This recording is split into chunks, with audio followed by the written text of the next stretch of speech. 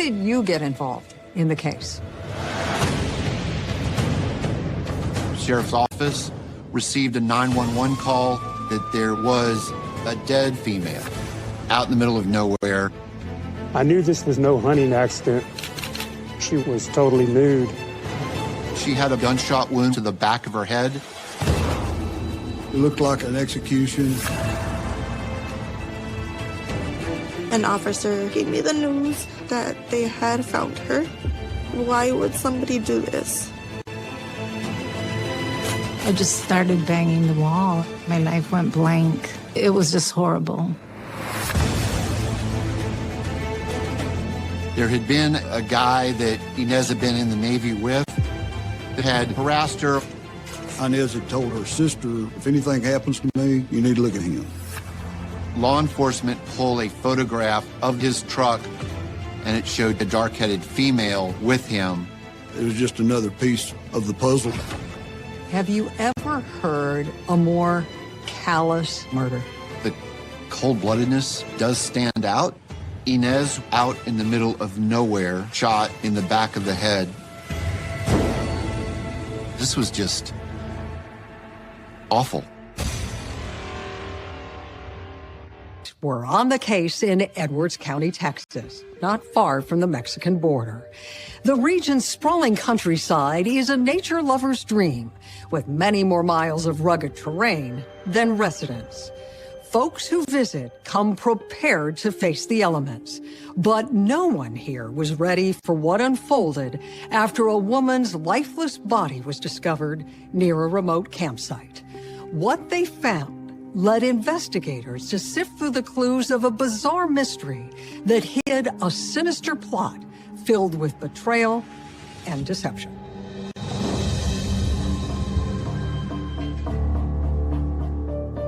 September 2nd, 2012. It was the Sunday of Labor Day weekend, and while much of the country was enjoying backyard barbecues by the pool, Mark Bauer and his friends had a different plan for celebrating the holiday.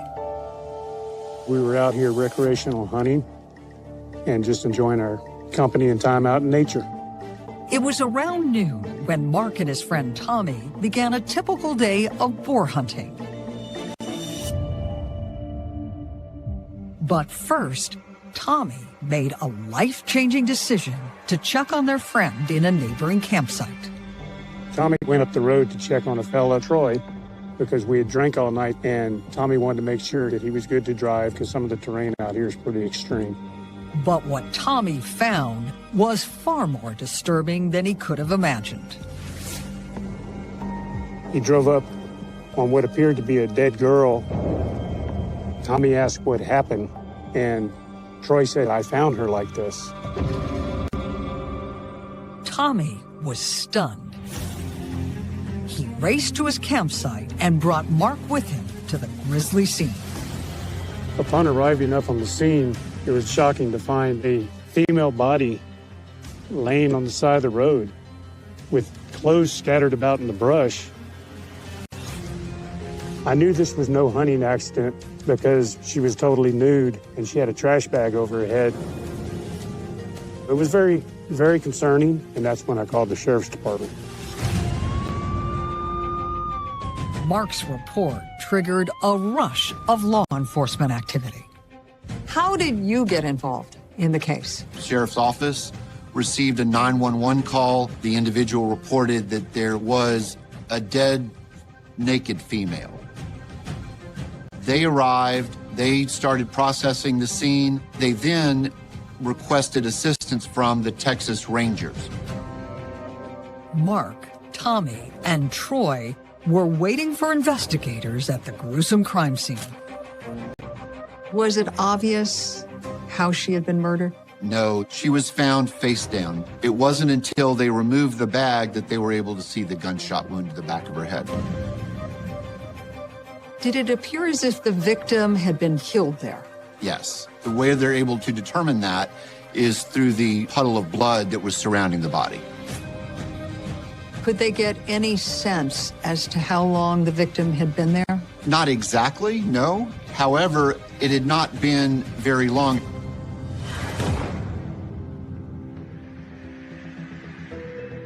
based on those early observations, police began to formulate a theory of the crime. Did the investigators believe that sexual violence was the motive?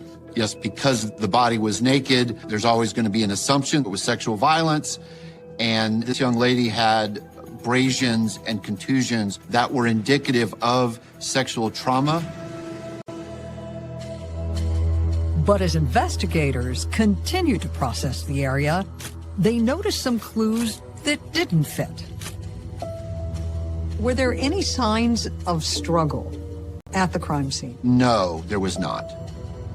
There was blood on the clothing, which indicated that she was murdered prior to being unclothed. The gunshot wound was to the back of her head, suggesting that she did not even know it was coming. Looked like an execution.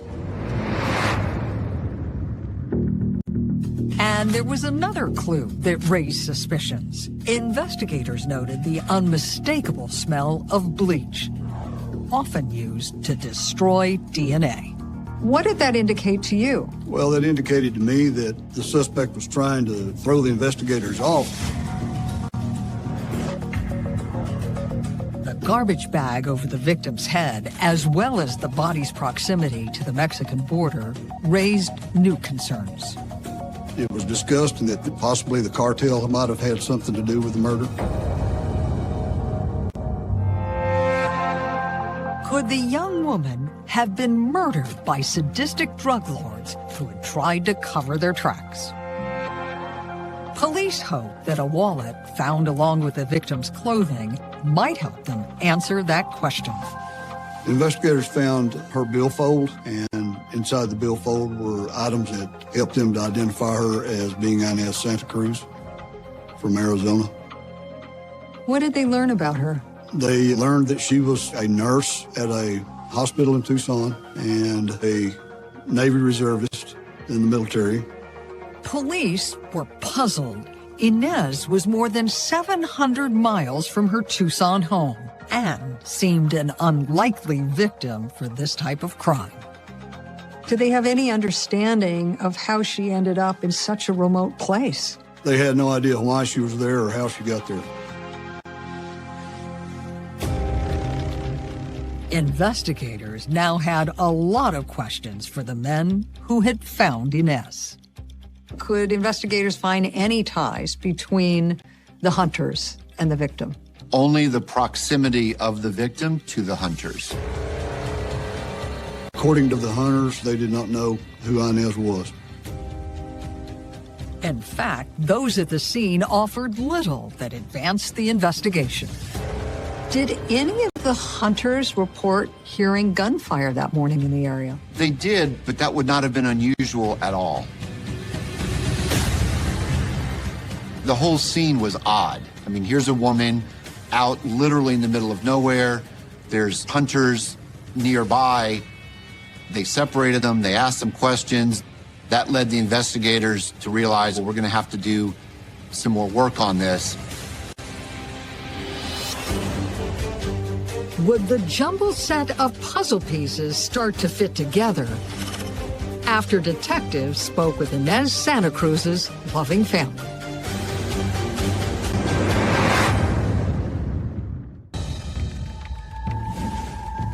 Police trying to solve the brutal murder of 27-year-old Inez Santa Cruz had little to go on. They hoped that the Naval Reservist's autopsy report might provide a new lead.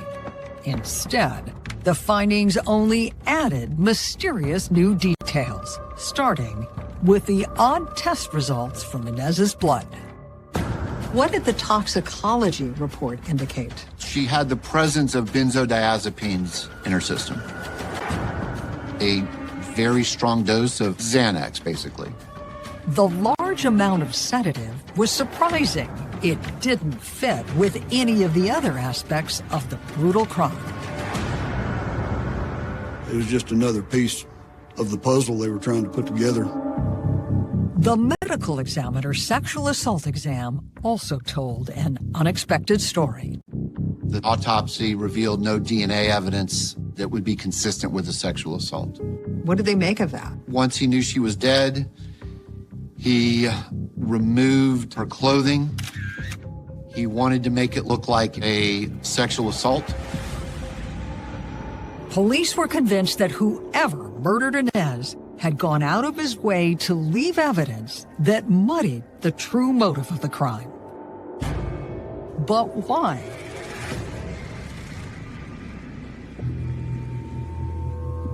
When officers arrived to deliver the heartbreaking death notification to Inez's family, they had few specific details to offer. When did you find out that something tragic had happened? It was Sunday morning. An officer gave me the news that they had found her. They said they found Inez's body. I just started banging the wall. It was just horrible. I just couldn't believe it. It was like my life went blank. And I was like, what do you mean found? Like, what happened? I really thought it was like an accident.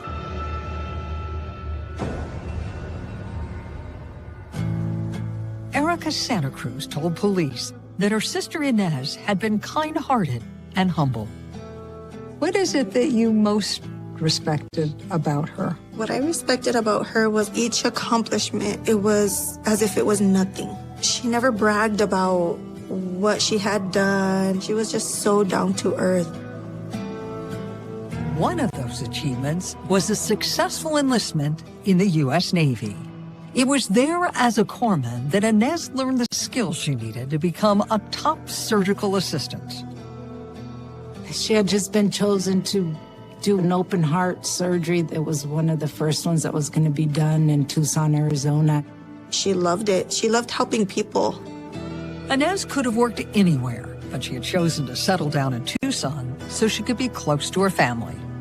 How would you describe where she was in her life at the time of this tragedy? Inez seemed to be very happy. She had many, many friends. I was so proud of her. Letty and Erica told police there was no reason for Inez to be in the remote area where she was found. As far as they knew, she was supposed to be spending that weekend with her friend Rosa Medina in San Antonio. Rosa had a photo shoot to do, and she didn't have anybody to help her with her daughters. Inez had planned on babysitting Rosa's two daughters while Rosa did photography at a wedding. Police quickly followed up on the lead. What happened when investigators reached out to Rosa? She told investigators that although her and Inez initially had plans that weekend, that Inez had canceled her trip. Rosa was devastated to hear that her friend had been murdered. She and Inez's family were quick to point police to a potential suspect. What did investigators find out? The investigators were told about a co-worker, a naval cadet, and evidently he was pretty sweet on her and made her uncomfortable, so much that Inez had told her sister that, hey, if anything happens to me, you need to look at him.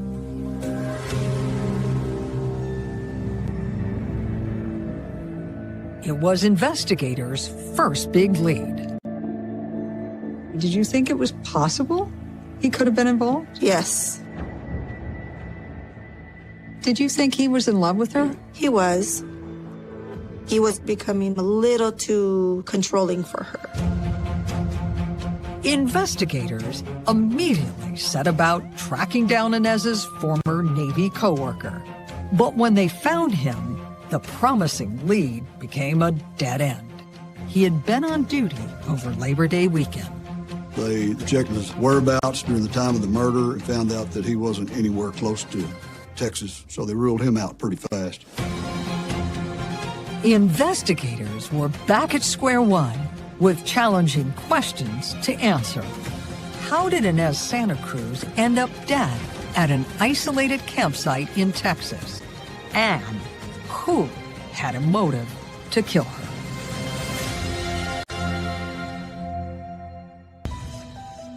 Police trying to solve the murder of Inez Santa Cruz still couldn't understand why she was in the secluded area of Texas where she was killed.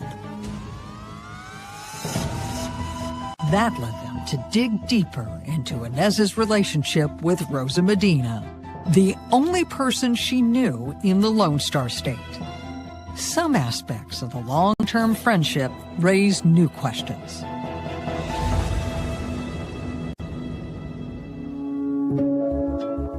Rosa had a pretty troubled background, and so Inez's mother helped raise Rosa. Rosa was living with them while they were in high school.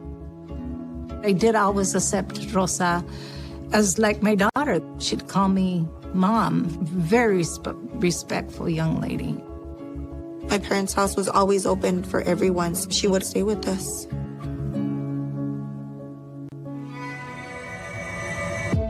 But what really caught investigators' attention was that their friendship had actually been something more. I noticed that Rosa did have a crush on Inez, but she knew that I was against any type of relationship. If it did happen, it happened behind my back. They actually started their romantic relationship when they were in high school. I don't think. I would say they fell in love. My sister was just one of those people who, whether it was love or just a friendship, she was always going to be there for everyone. After Inez left home for the Navy, her family believed the couple had drifted apart. It looked like she had moved on from the relationship with Rosa. But Inez and Rosa remained close, even as Rosa struggled through a failed relationship that left her a single mother of 2 young girls.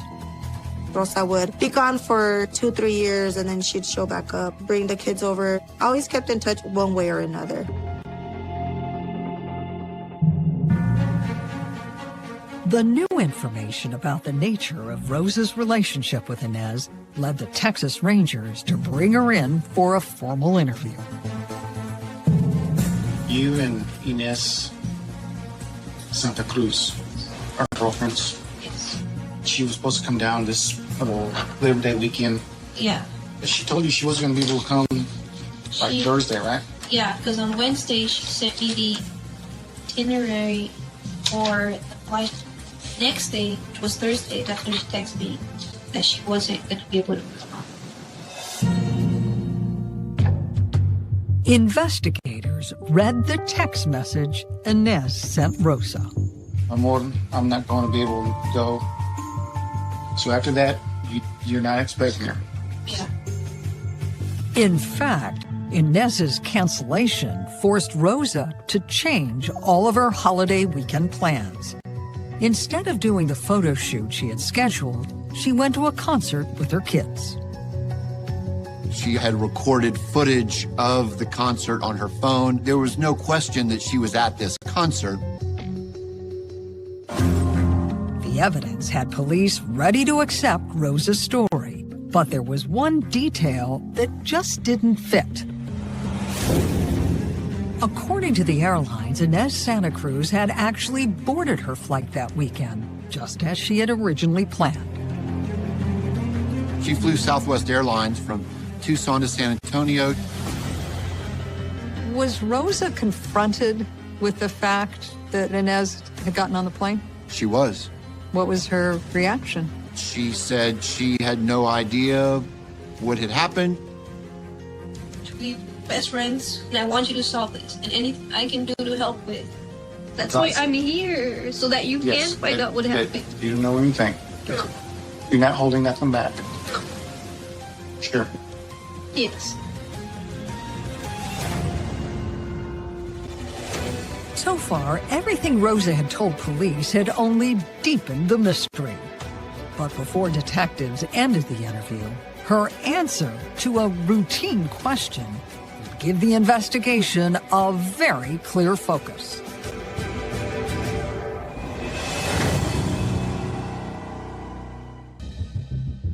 Police believed that Inez's friend, Rosa Medina, had shared everything she knew about the case when a routine question about Troy Ryder, the hunter who had discovered Inez, changed everything.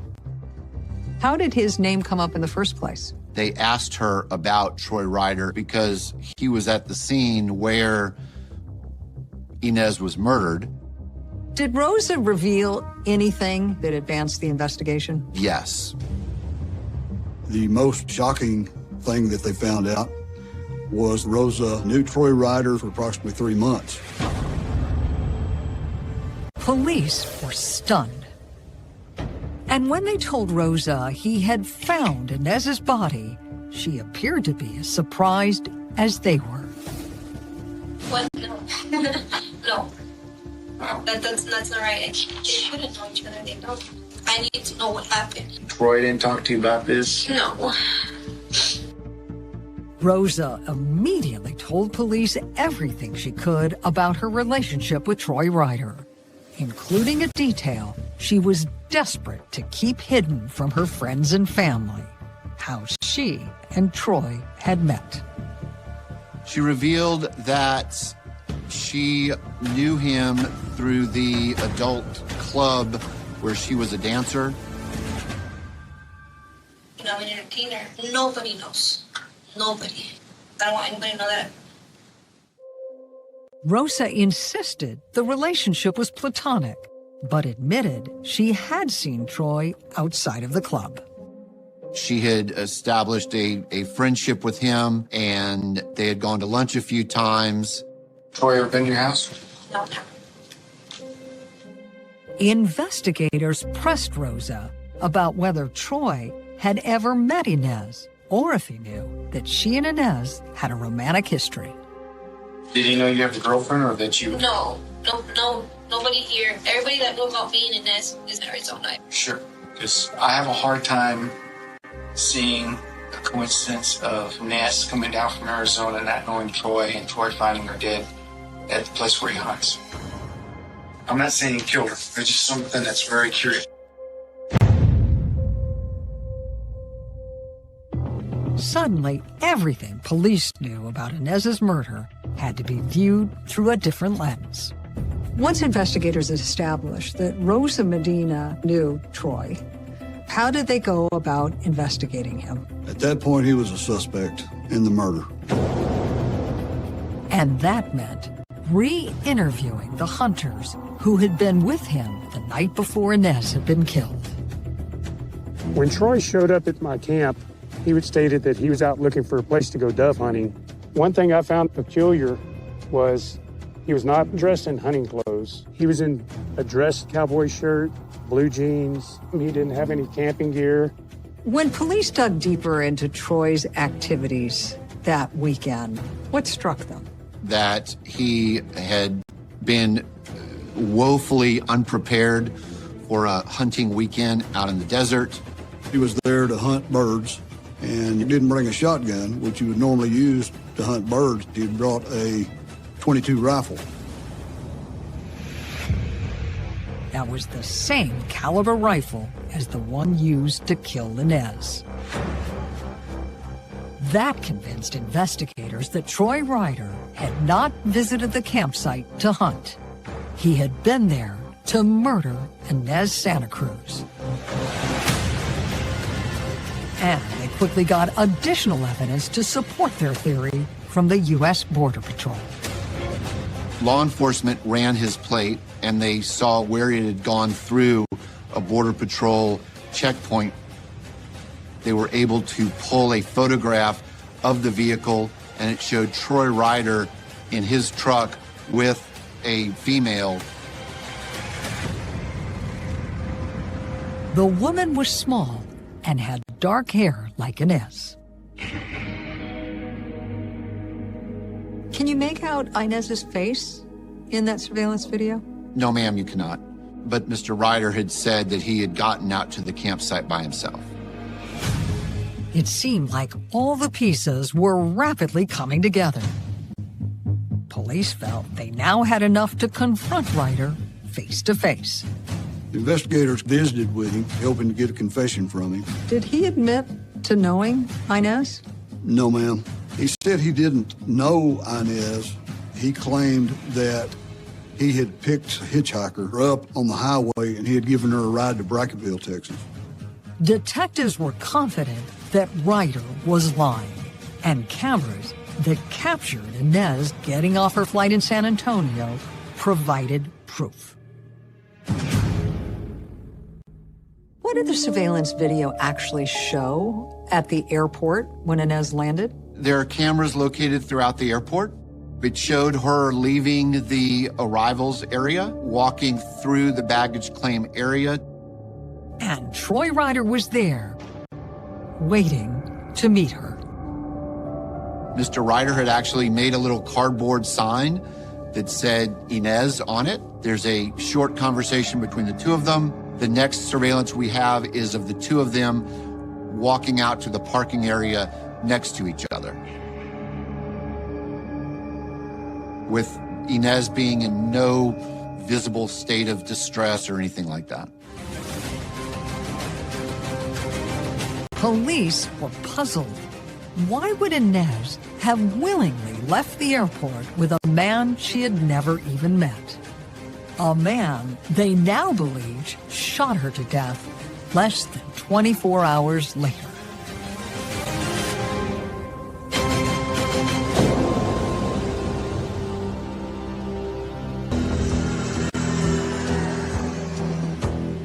The damning video evidence that documented Inez Santa Cruz being lured out of the San Antonio airport was chilling even for veteran investigators like Pamela Elliott.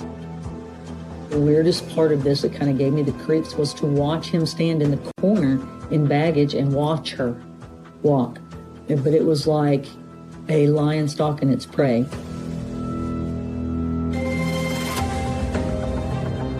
Prosecutors were confident that the case police had compiled proved Troy Ryder was a sadistic killer. Investigators quickly took Ryder into custody. Hey, put your hands on the wall. We're going to warrant your arrest. Right hand behind your back. And your left.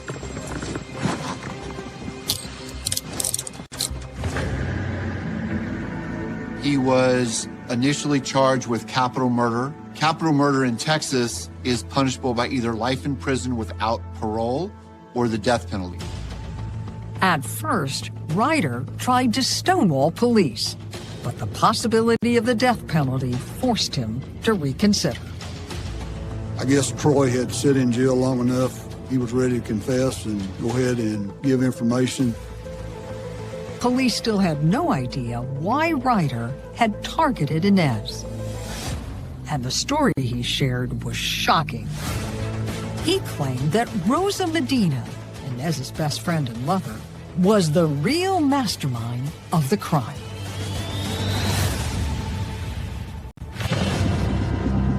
She came over to my house. She had said that she wanted her gone.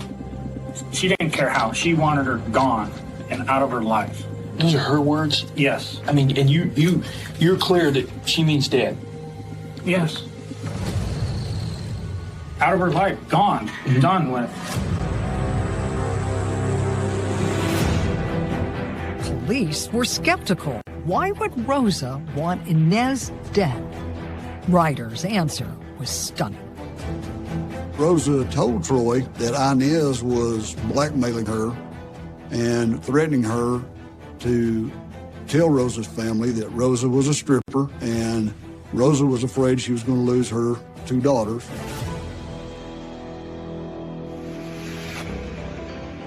The story was a lie. The investigation revealed that Rosa's family already knew she was a dancer, and there was no threat of losing her children. But there was a simple reason why Ryder never questioned it. What Ryder explained was that he wanted a relationship with Rosa Medina, and that Rosa Medina had said that while she would like that, there was this roadblock, and this roadblock was Inez.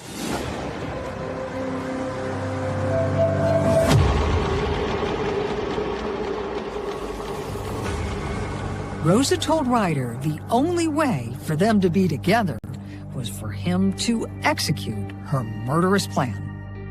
She provided me with the airplane information from her.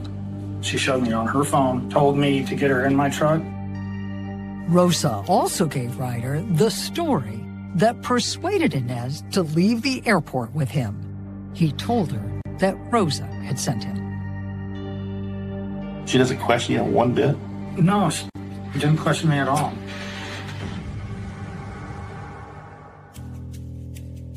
But not all of the plot worked as planned. Rosa had supplied Ryder with what she believed was a deadly dose of Xanax. She handed them to me, and I says, well, how am I supposed to give these to her? And she says, put it in her tea. I crushed them up inside the package, dumped it in a tea, mixed it up. In the truck, Ryder gave Inez the spiked drink.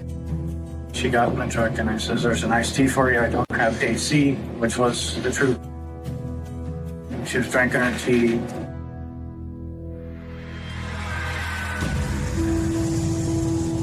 Ryder then drove Inez to the campsite. When they arrived, he expected that it was just a matter of time until she was dead.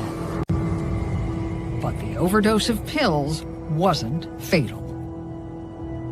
When Ryder returned from a night of drinking with the hunters he had met, he came back to his trailer to find Inez alive, awake, and furious with Rosa. She was all pissed off. She's like, God damn it, where the is she? She's gonna get it. And I says, well, have you tried to call her? At that point, he convinced her to call Rosa, and her friend would explain everything. Ryder explained there was a spot a few hundred yards away where she could get reception. He said that while she was on the rock trying to call Rosa, he retrieved his .22 rifle out of a Suburban and shot her in the back of the head. The weapon that you shot her with is the weapon that you consensually gave us at your house? Yes, sir.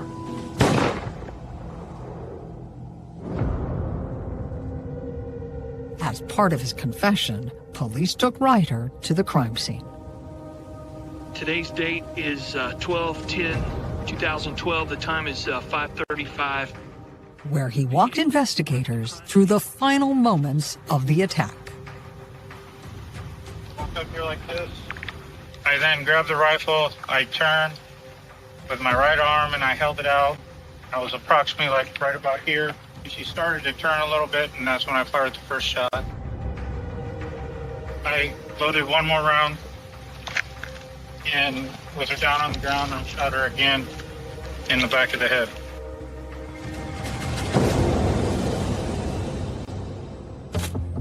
Ryder claimed it was his idea to stage the scene to look like a sexually motivated cartel hit.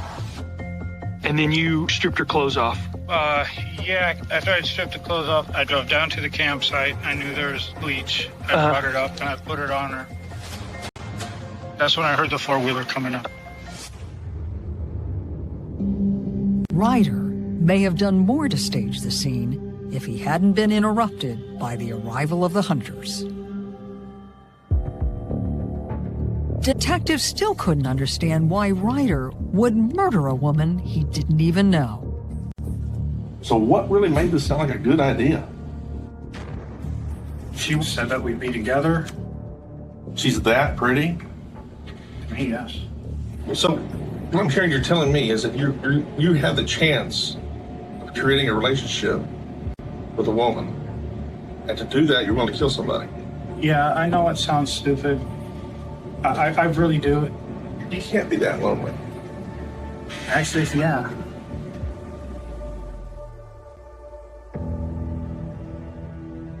I drove up, came up that way, came around. The disturbing confession closed the case against Troy Ryder.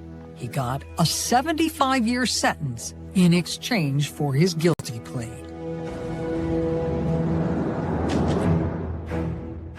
But investigators knew their job was far from done, and bringing the mastermind of the crime to justice wouldn't be easy. What evidence did you have against Rosa Medina. The evidence against Rosa Medina was scant at best. The primary evidence was Troy Ryder's statement. That is not enough to indict somebody, much less convict somebody of murder. Still, police hoped that one day they could support Troy Ryder's confession with physical evidence. And it would take a decade of improvements in digital forensic science to uncover a trail of clues Rosa believed to be buried forever. In the end, what was the most indicting evidence that came out of the advances in technology? They were able to get deleted text messages, and those text messages showed communications between Inez and Rosa on September 1st, 2012. Those messages showed Inez saying that she was getting on the plane and that she would see her soon. It was concrete evidence that Medina knew Inez was flying that day and that she had the information to give to Troy Ryder. And there was more. The second component were the deleted web searches on Rosa's phone. Some of those web searches were for things like, how do you slip a Mickey to somebody? How to make untraceable phone calls. Each of those details were part of the murder plot, and each was corroborated by the testimony of Medina's accomplice, Troy Ryder. Dorian Kotler believed it was enough to issue a warrant for her arrest. Hey, Rosa, you're under arrest for murder. Excuse me? Yeah, I just what I said. You're under arrest for murder, but Brian is tragically. No. You don't have a choice yet. No, you have this all wrong. No, You have wrong. this all wrong. So you have this all wrong. She showed no empathy, just complete denial and a lack of acceptance of responsibility. But when Assistant Attorney General Dorian Kotler finished showing her the evidence, Rosa Medina agreed to plead guilty to manslaughter. She was sentenced to 18 years behind bars. Inez's family saw the plea deal as a blessing. Took a lot off my shoulders because I didn't want to have to hear anything from her or see her. It's not going to give me my daughter back.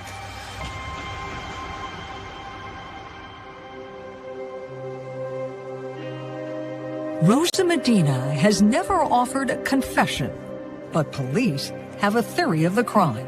They believe that Medina was still in love with Inez, and when Inez decided to settle down in Arizona, it ended her last hope of them sharing a life together. Rather than accept Inez's choice, Medina became enraged and saw Troy Ryder as a tool she could use for vengeance. She dances for a living in an adult club. She knows what sells. She knows how to manipulate people. She was never gonna enter into a relationship with Troy Ryder. She used him. How many levels of betrayal are there in this story? Rosa was very close with Inez's family. She had been brought into their home. It's a massive betrayal on the part of Rosa Medina. A betrayal that has left many wounds that will never heal. Do you ever think you'll make sense of what happened to Inez? No, I won't. We won't. Every day is a battle. Every single day we wake up.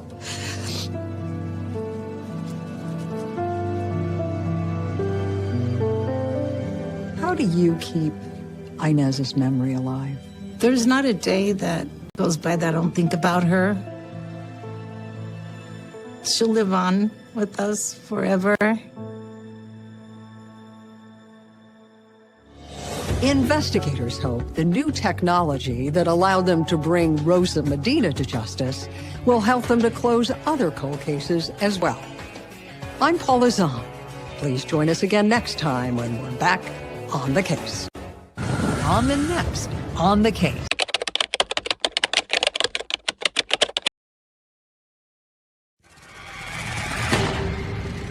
My other son just got shot. Rob. He was gunned down in his own driveway, execution style. This was no accident.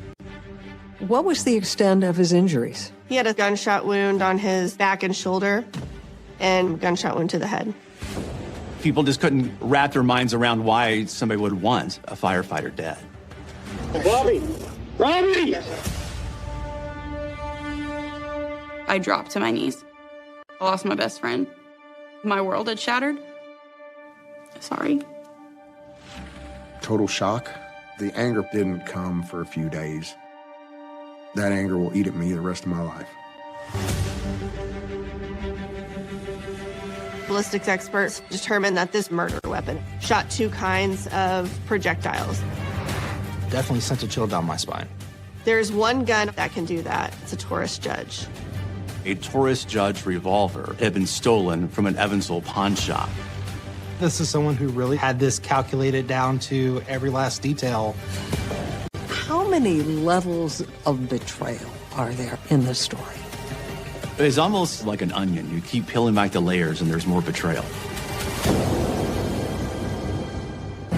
And tonight, we're on the case in Evansville, Indiana. In many ways, the city provides its residents the best of both worlds. It's an economic hub that still feels like a small town. So it's not surprising that this tight-knit community values its local heroes, and that the violent murder of firefighter Robert Dorr shook everyone it touched to their core. That pain would only deepen as the disturbing details of how the savage attack unfolded came to light. And it left many wondering just how well they knew their neighbors. February 26th, 2019. It was just after 7 on a cold Tuesday night when the Evansville police got a call from a terrified Becky Dorr. My other son just got shot. Rob! Ma'am, I need you to listen to me, okay, ma'am? Tell me what happened. I don't know. I just heard a bunch of popping. As ambulances raced to her home, first responders desperately tried to get more details. Where was you shot at? Ma'am, I don't know. It's dark. All I see is blood on the ground. When did this happen, ma'am? Just a few minutes ago, I heard popping. Came out. I saw my husband just laying there. Oh my God! Please hurry. Officers arrived at the scene and they were stunned by what they saw. I'm up here at the intersection of Colorado and Oakley. Not only had the victim been shot multiple times, but he was a friend. Yeah, his name is Robert Dorr. He's a firefighter. 51-year-old Robert Dorr, a longtime member of the local fire department. At what point did it become clear that it was a firefighter? When the fire station showed up, they immediately knew who he was. I just realized who it is. Body camera footage in this particular case is really emotional because they're working on their friend. He's starting compressions now. Stay with me, stay with me. Describe the effort to save his life. The first responders are giving it their all. Robbie! It was traumatic for them as they realized that they were not going to be able to save him. Damn it! Oh, God, no. Oh. Damn it! WEHT anchor Brandon Bartlett was just up the street watching emergency workers arrive. Even from a distance, he could sense the wave of sadness. First responders did not know what they were walking into. This is a small town. They arrive there and see this man lying on the ground. They rush over to him and then realize, wait, this is Robbie. This is one of our own. And the magnitude of the moment really hit home after Robert Dorr was officially declared dead in his driveway. I can't imagine what it was like for them. I can still see it in my head to this day.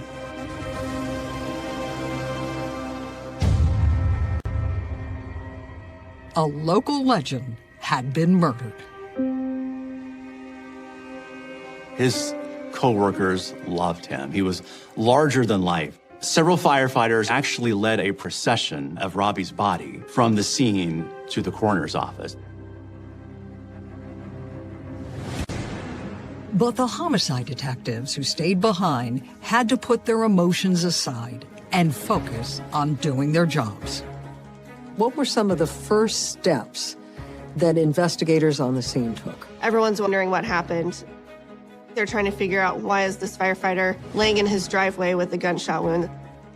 There was a theory right from the beginning, was this road rage? Did someone follow him home? On the surface, there was evidence that supported that theory. Robert had been just steps from his truck when he was hit with a hail of gunfire.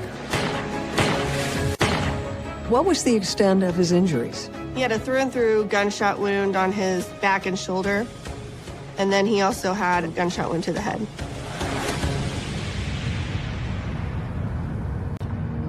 Robert's wife, Becky, was certain the attack had begun seconds after her husband had arrived home. What did she tell investigators? She really didn't have much information to give them. She was making dinner and heard him pull up in the driveway and then heard popping sounds. Becky said, I heard 3 to 4 shots outside. Did she see the shooter? She did not. Could investigators find any witnesses? Nobody saw the killer and nobody saw the shooting. And no one had even seen nor heard a car fleeing the crime scene. It was very dark that night. This was definitely done in the cover of darkness.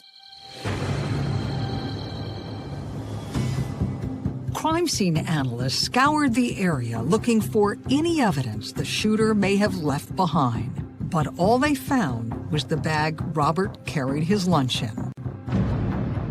Then officers made a critical discovery. They're canvassing the area, seeing if there's any witnesses. They're knocking on neighbors' doors. And they did notice across the street there was bullet holes. One through an awning, and then there was one left inside of the wood of one of the homes. Investigators were stunned. The bullet damage meant that the shots had come from the opposite direction they had originally thought. That was very helpful to investigators because with the bullets and homes across the street, they knew that they were traveling from the direction of Robbie Doerr's house. That discovery eliminated the possibility of a road rage incident. Because of the trajectory of the bullets, the road rage incident wouldn't make any sense. Whoever shot those particular bullets would have had to be standing directly across from those homes. In fact, the ballistics team now believed that the Doerr's driveway was the shooter's likely position. Investigators noted an area of disturbed dust on the side of Robert's truck that helped them piece together the terrifying chain of events. Walk me through what you think happened after he got out of his truck. I think he sees the shooter in the driveway, gets out of his truck. He's probably wondering, why is this person standing in my driveway? He sees the firearm. As Robert tried to take cover, he bumped into his truck, leaving the brush mark in the dust. The shots start. He drops his lunch sack. As he realizes what's happening, I think he kind of turned against his truck, tried to run away, but didn't make it very far. He was shot in the back of the head. The details changed the direction of the investigation. It now appeared that the shooting was not a random act of violence. Robert had been murdered during a targeted attack. That must have made his murder even more unthinkable. Yeah, the fact that this is truly innocent victim is ambushed in his own driveway, it was really just unthinkable. People just couldn't wrap their minds around why somebody would want a firefighter dead. And that question was about to become even harder to answer as police discovered a flurry of clues that seemed to point in every direction.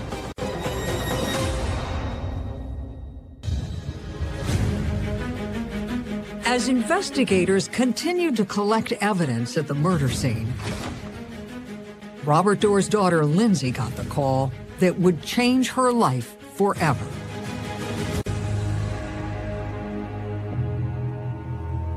How did you get the news that tragedy had struck? Getting a phone call, and he said, "Lindsay, Dad's dead." And I was like, "What?" All I noticed, he had been shot. My husband took the phone from me, and we rushed to his house. When Lindsay arrived at the crime scene, she was still in a fog. We had to park down the street, and all I kept saying was, "I need to be with my dad." And I got maneuvered into the house, and I dropped to my knees. I realized I lost my best friend. My world had shattered. Sorry.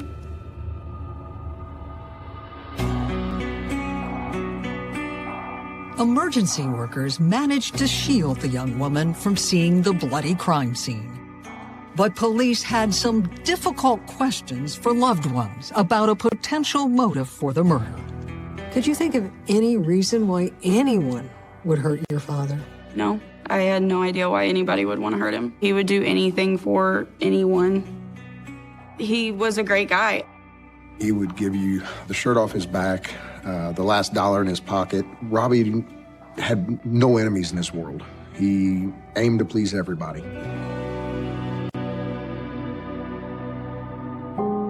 Robert was a role model and a hero in the community. He had worked at the Evansville Fire Department for 28 years. A guy that when he went to a scene, he would rush into a building. He would do whatever necessary to rescue anyone. No one can understand why anyone would want him dead. Robert Doerr and his second wife, Becky, lived a quiet life. He was a doting father to his only daughter, Lindsay, and she made him a grandfather shortly before his death. What was your dad like as a father? He was my best friend, someone I called when I needed anything. He had the funniest personality. He was a jokester. He was never afraid of anything. Where was he in his life when this tragedy hit? He had just gotten married. He loved her. I know that he felt like he had no care in the world. The picture Robert's family painted of a hardworking community pillar offered few leads for police to follow. But his autopsy did provide one. The report revealed that 2 different types of ammunition had been used in the murder. Robert Doerr was killed with both .410 shotgun ammunition as well as .45 long Colt ammunition. We did have some fragments of bullets and shotgun shell wadding. The clue was puzzling. Was there any belief that Robert Doerr could have been shot by 2 different assailants? It would be natural to assume that when they're investigating something, it always starts out with a really broad brush. You can even have one shooter use 2 different firearms. But after careful analysis of the ammunition, the ballistics team posed a different idea. We had a great ballistics expert from the Indiana State Police that took a look. She was able to determine that this particular murder weapon shot 2 kinds of projectiles. There's one gun on the market that can do that, and that's a Taurus Judge. Taurus Judge is a revolver-style pistol. It shoots a .410 shotgun shell as well as a .45 long Colt. That really helped us narrow down the murder weapon in this case. Police went to work trying to connect the unusual style pistol to an owner. How did knowing what weapon was used accelerate the investigation? They were looking to see if there was any reported missing firearms. And in fact, the Taurus Judge was reported stolen from a pawn shop.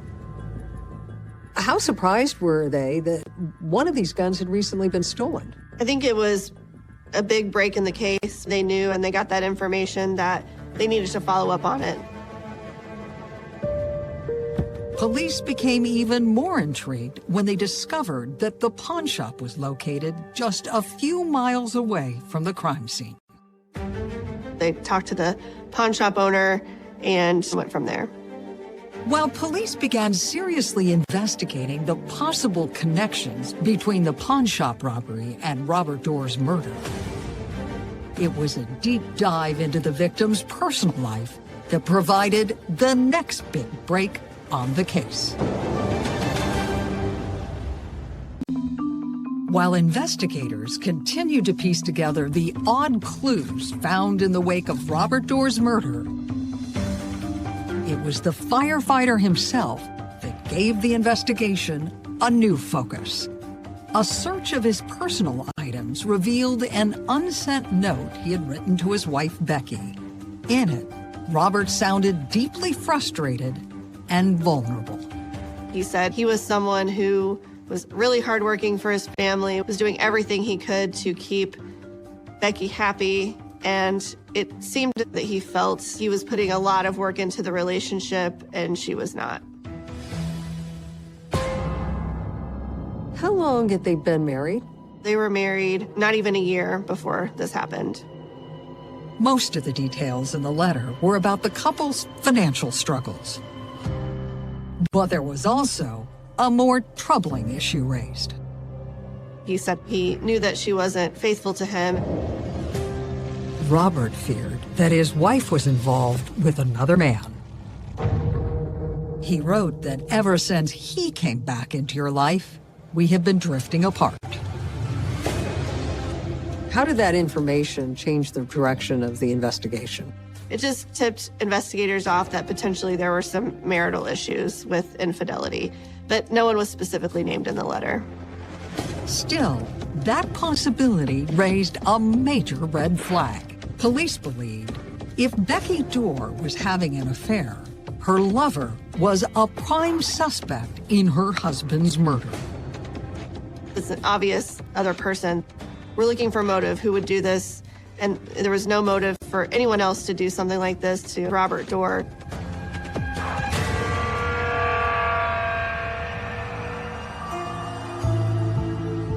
Investigators spoke with Robert's coworker, Larry Wilt, who confirmed that his best friend was worried about his marriage.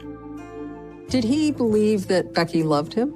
I think he hoped more than believed. Bobby was very insecure because he'd been cheated on several times before with previous relationships. Is it true he suspected that Becky wasn't faithful to him? He had serious questions about it, and I believe he knew more than he was letting anybody else know. Did he ever confront her? That I can't answer. I don't know if he confronted her or not.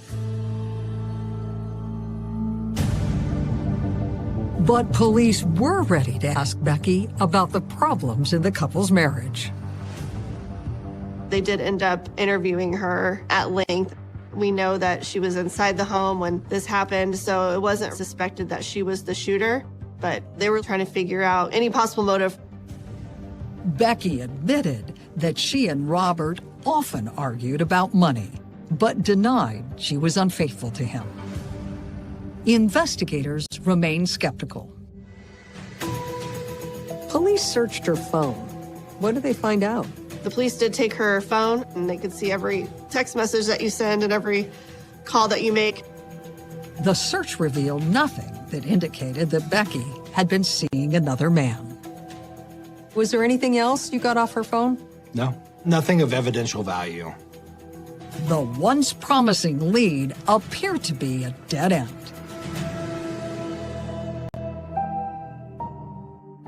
And while investigators were struggling to find a new one, Lindsay in the city of Evansville wanted answers.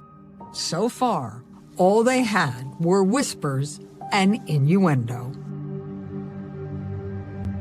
We were hearing a lot of different things. The rumors spread like wildfire within the community. A lot of speculation. People just couldn't imagine why something like this would happen to somebody so good. It was like torture. Someone just took my dad away from me for the rest of my life. It wasn't fair. And as the days slipped by without a suspect, the pressure on police continued to mount. The community was up in arms over this. A lot of people were pushing for answers to the case. It's very frustrating for families to sit and watch as evidence doesn't come together. Police were working around the clock to connect the complex set of clues. And those pieces were about to come together in a way no one expected.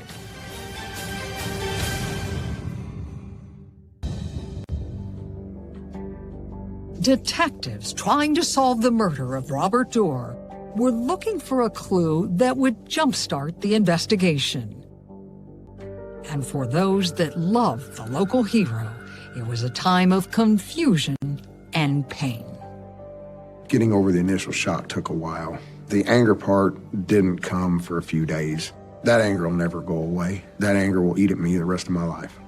But Larry and his fellow firefighters concentrated on supporting Robert's daughter, Lindsay, as she struggled with her deep sense of loss. The fire department really rallied around Lindsay. You become a family, and that's the way they've treated Lindsay, and that'll never change. How did you work through your grief? I still struggle with it.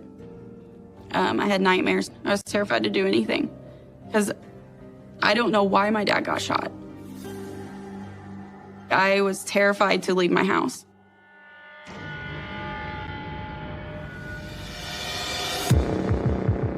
But despite those fears, Lindsay was prepared to do whatever it took to see her father's killer brought to justice. How much did investigators end up telling you about the details of the case? They told me as much as they could, which wasn't a lot. They don't want to get your hopes up. They don't want to say, hey, we have a lead, and then be like, well, that lead failed.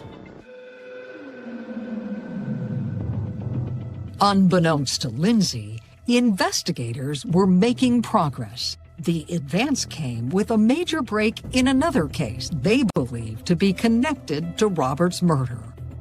One involving a Taurus Judge pistol stolen from a nearby pawn shop. They followed up with the owner of that pawn shop and tied that theft to a person by the name of Larry Richmond Jr. Did Larry Richmond Jr. admit that he had stolen the weapon? Yes. He ended up pleading guilty to stealing that firearm. Police were surprised that Richmond Jr., a 23-year-old with no criminal history, was involved in the theft. And their suspect seemed stunned that police were asking him about the attack on Robert Dorr. He was pretty disturbed that this potential murder weapon was now being tied back to him. Where did the investigation go from there? He was very cooperative in giving information on his stealing of this firearm from the pawn shop. In fact, Richmond Jr. told police a fascinating story about how he became involved in the crime. Why did he say he stole the gun? He stole it for his father, Larry Richmond Sr. His father was not eligible to own a firearm. So he told police that his father asked him to steal that gun because he couldn't legally own one himself. Yes. He said his father had expressed he wanted a firearm for personal protection. Investigators believe that Richmond Jr. was telling them the truth. But the reason his father couldn't own a firearm was alarming. What was Larry Richmond Sr.'s criminal record? Larry Richmond Sr. was found guilty of murder in 1996. He had spent a number of years in prison and was out just shortly before this happened.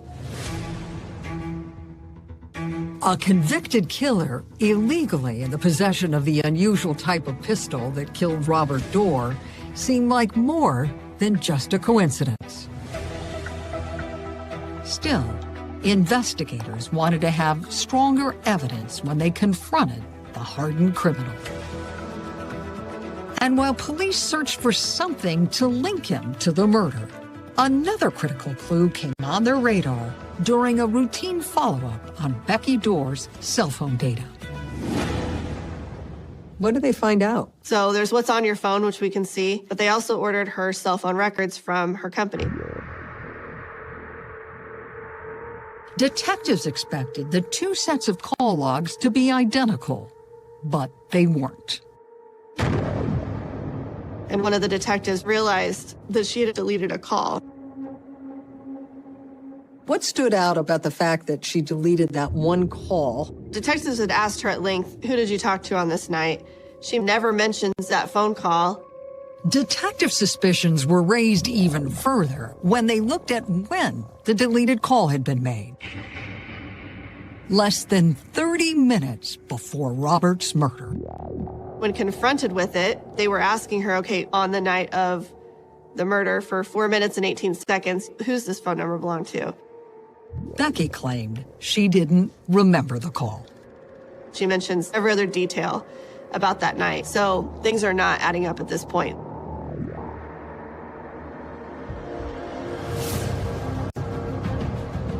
And police believe they knew why Becky wasn't telling them the truth. They had already obtained the name of the man who owned the cell phone. It is Larry Richmond Sr.'s phone number. We know that she's been talking to him on the night of the murder. She at first denies that she knows him at all, and then she tells many lies. Suddenly, a grim picture was coming into focus. Larry Richmond Sr. was now the prime suspect in Robert Doerr's murder. But there was still one question looming over the entire investigation. What made Richmond Sr. want to shoot Robert Doerr in his driveway? And every potential answer to that question pointed in the same direction. Robert's wife, Becky Doerr. It's almost like an onion. You keep peeling back the layers and there's more betrayal.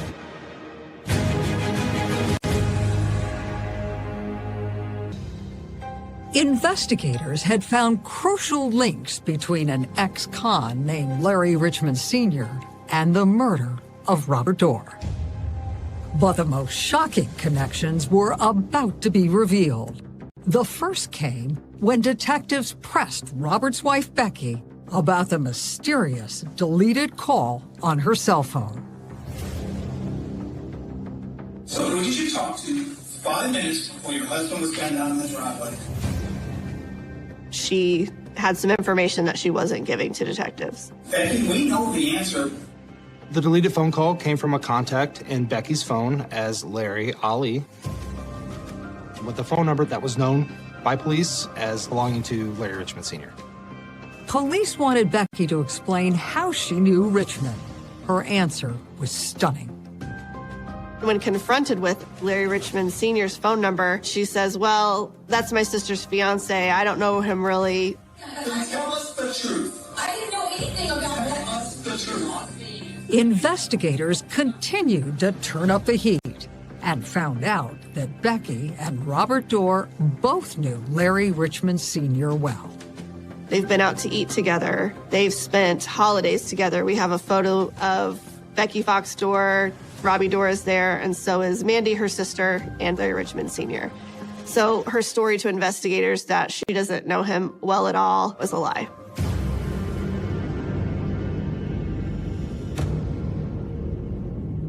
Police were now convinced the only reason Becky Doerr would try to mislead them was to hide her role in her husband's murder. Investigators believed the next conversation should be with Becky's sister.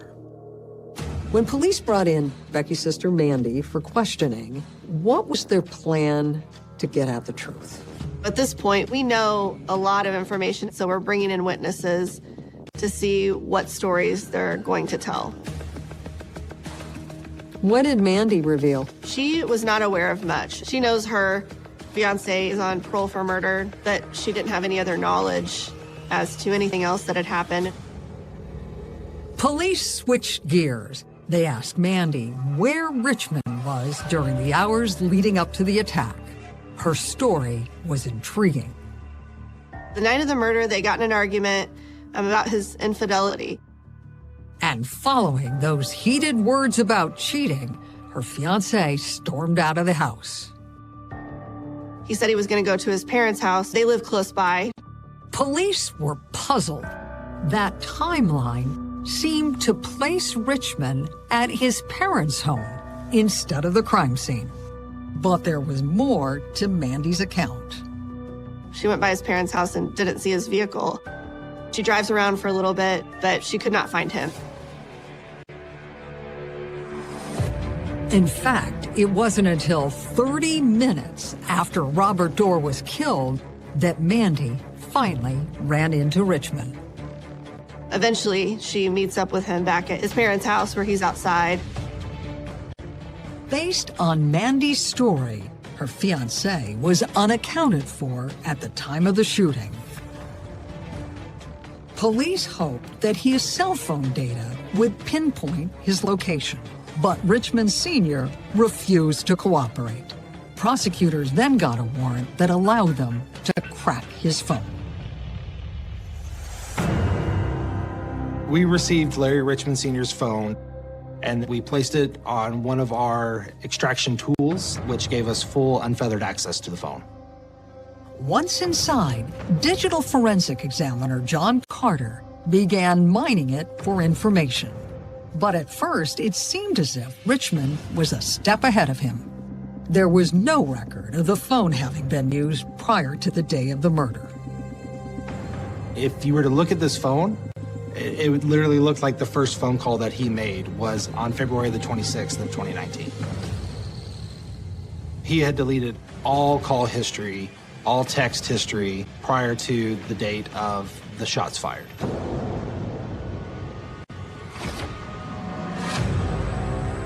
But there were things that Richmond couldn't delete.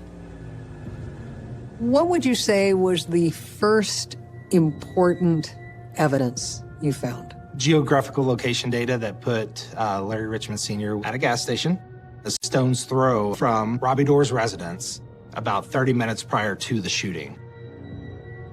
And then what happened in the next 30 minutes? It goes dead. And I don't mean that the battery died. It was purposely turned off. There's no signal coming in. There's no signal going out. Then miraculously, after the shots fired, the phone turns back on. Why do you think Richmond turned his phone off? I believe that Larry seriously thought that if he were to turn his phone off, that he would be incognito for those 30 or so minutes, and that we think he was always at the location where his phone went off and then back on. He actually gave us more information than he was trying to hide. That's because the gas station's security cameras told a different story. It showed Richmond pulling in, leave, and then return a half hour later. And there was more data discovered inside the apps on Richmond's phone. Investigators found evidence that he had been obsessively monitoring a police scanner. He was listening to it for the majority of the day when the murder occurred. What do you think he was listening for? Firefighters and police officers, when they clock in and clock out, they call into dispatch. I believe that he was listening for Robbie to sign off from work so that he would know when to look for Robbie at his house. That is so chilling.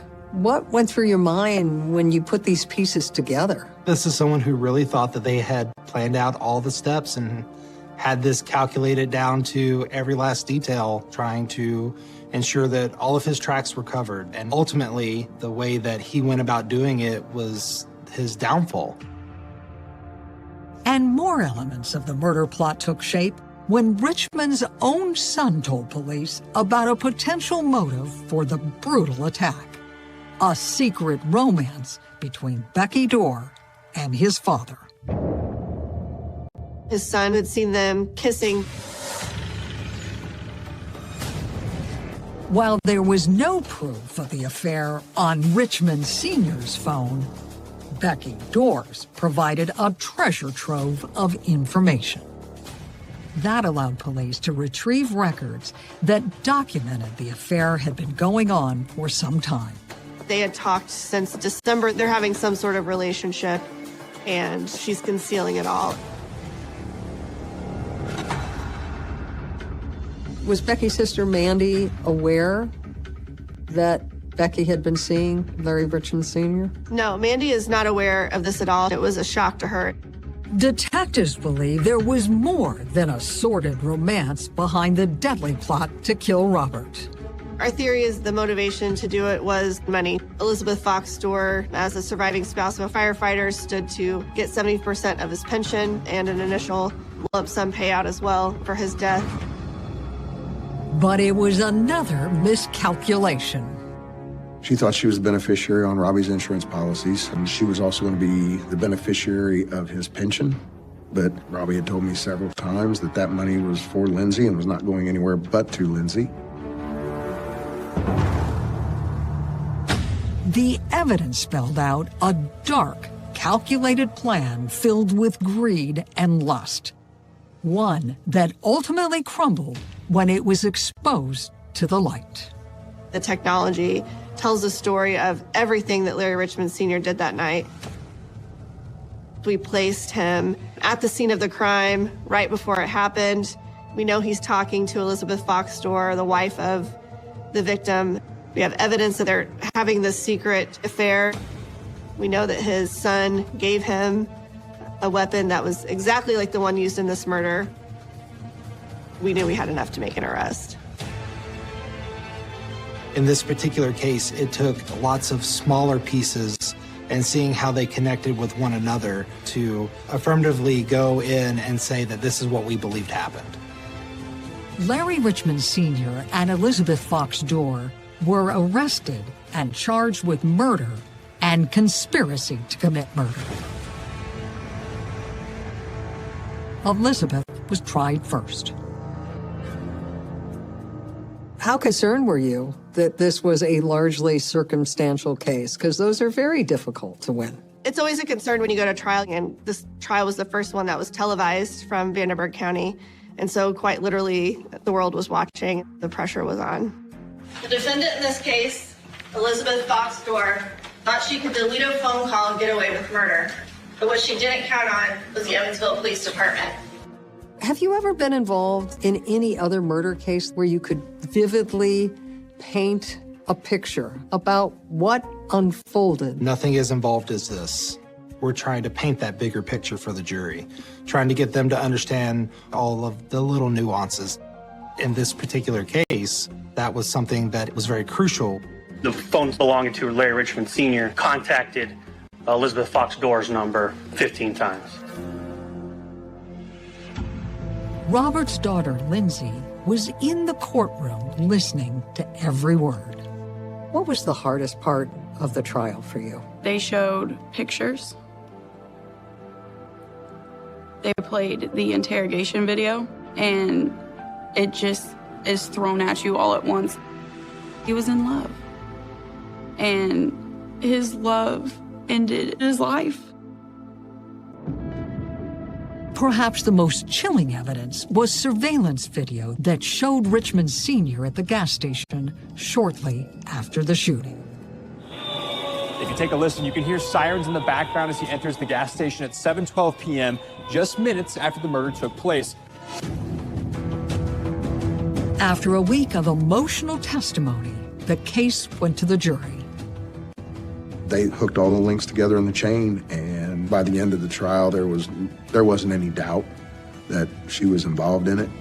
Elizabeth Becky Dorr was found guilty and sentenced to 90 years. We finally knew exactly what happened, and 12 people found you guilty. You weren't supposed to show emotion, but I burst into tears.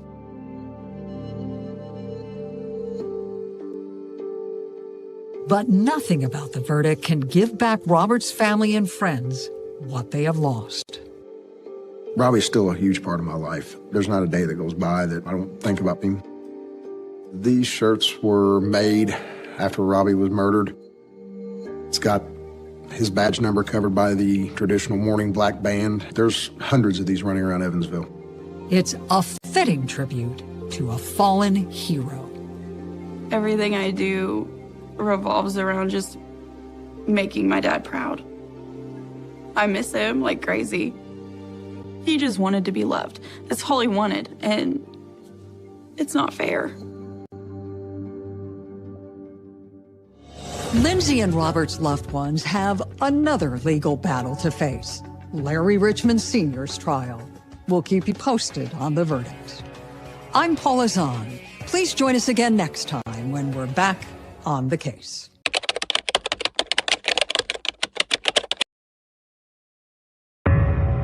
Did your heart sink when you watched the surveillance tape? Absolutely. It was unnerving that somebody could disappear in thin air. You see her just walk into the darkness. She's never seen again. I let out a huge scream and I began to cry. It was unimaginable. It was overwhelming, definitely a life-changing matter. It makes the hairs on your neck stand up.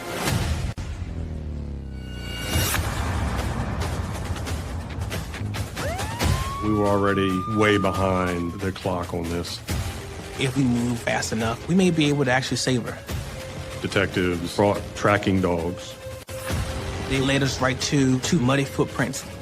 Someone was here waiting for the perfect moment to abduct her. She definitely got in a vehicle. She was forcefully taken. How hard was it to maintain any hope that she was still alive? Very difficult. My heart sank. This individual, he's a monster.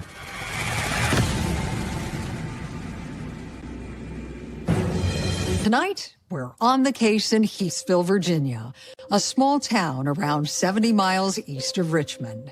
It's the kind of community where families are connected through churches, schools, and local sports programs. And that made the troubling disappearance of Ariel Smith a tragedy that hit home for everyone. The pressure on investigators to solve the case was intense. And in their hearts, they were all too aware that each moment that passed without finding Ariel might be her last.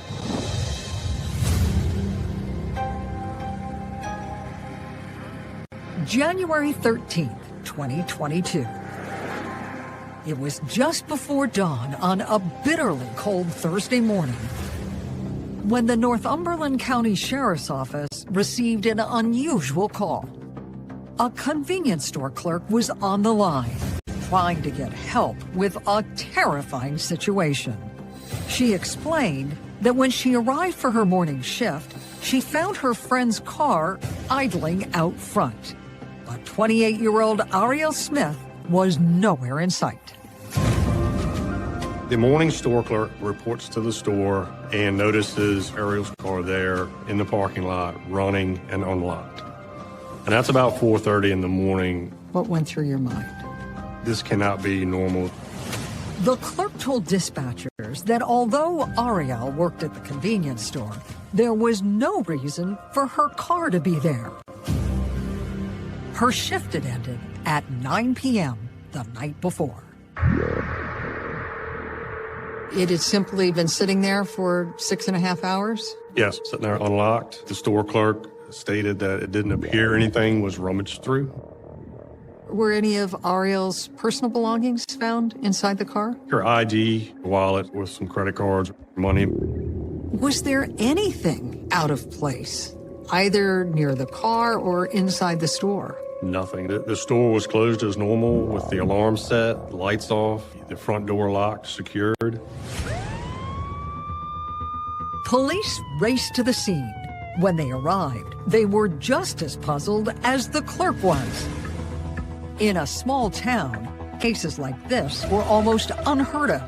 And to make matters worse, some of the investigators actually knew Ariel. What went through your mind when you heard that it was Ariel who was missing? It was definitely strange. I've been knowing her since I was probably 12 or 13 years old, and I actually worked with Ariel's father for a short period of time. So it made me take things a little more personal. It was definitely a life-changing matter. But despite those deep ties, Investigators knew they had to keep their emotions in check. Their job was to focus on the evidence and to find out what happened to Ariel as quickly as possible. What were some of the first steps you took in investigating this case? I had them show me the recording tape of the night before.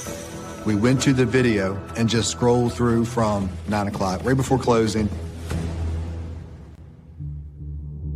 The tension in the room was thick as Detective Jones watched the surveillance footage.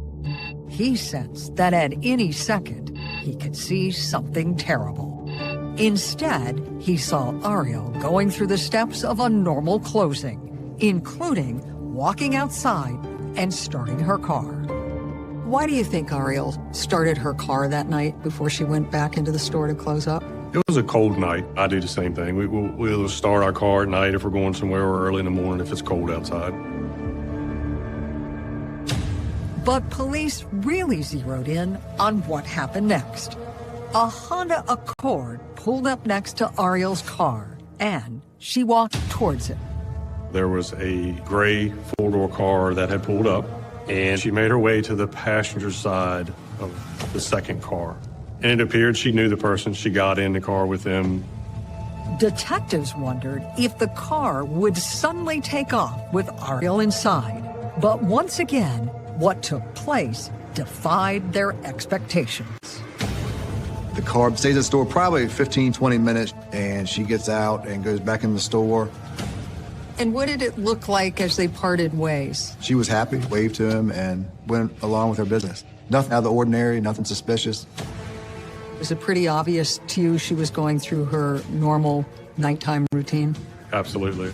Everything looked like what a night shift clerk would do at a convenience store to close up.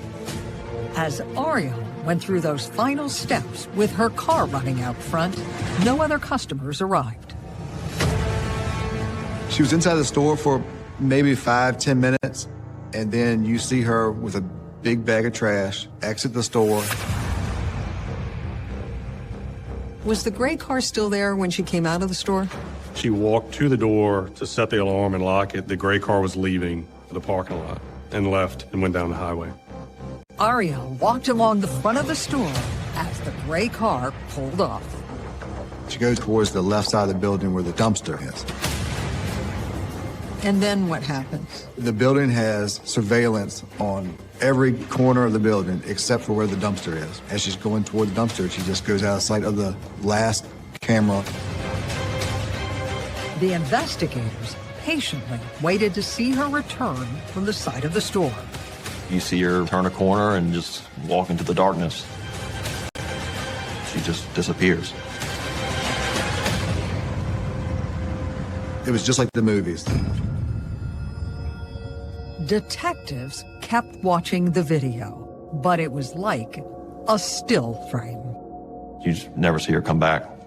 She's never seen again. What was it like for you to see that portion of the footage? Ominous. It makes the hairs on your neck stand up. Did your heart sink when you simply watched her disappear on the surveillance tape? Absolutely. It was a very unnerving feeling that somebody could just disappear in thin air.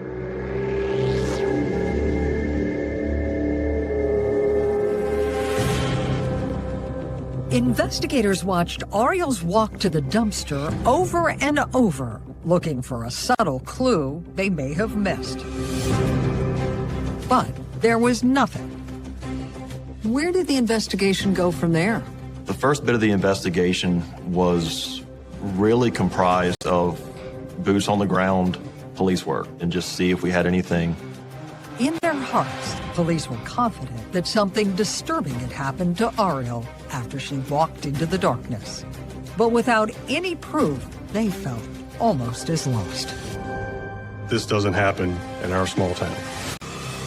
You traced her cell phone to see where it might have gone after she simply disappeared. What did you find out? That the last ping on the phone was at the store. The phone is either off or the battery has died. Now we're becoming more suspicious. Did you fear the worst at that point? I started to, yes. Something serious had taken place. I knew it wasn't good. In fact, everyone on the case was certain they were now in a race against time, and Ariel Smith's life might hang in the balance.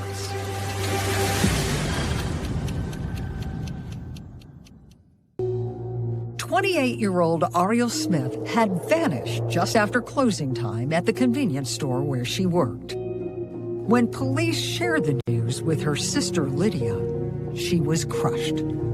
I let out a huge scream and I began to cry. It was kind of like, I don't know, the unimaginable at that point. The details about what police saw in the surveillance video troubled Lydia, but it was the way they had found Ariel's car that terrified her. She always drove herself wherever she went. For the car to be left there, I knew something was wrong. Lydia was worried, but she wasn't about to sit quietly and wait for help to arrive. What exactly did you do? I instantly called Michael Parker, detective in Northumberland, and I wanted to know what I needed to do. He told us to, go to the sheriff's office and file a missing person report. Lydia also mobilized those closest to Ariel, including her cousin, Adriel. I didn't think anything bad happened until I tried to call her. When her phone was dead, then I just went numb. I know one thing about Ari, she never let her phone die.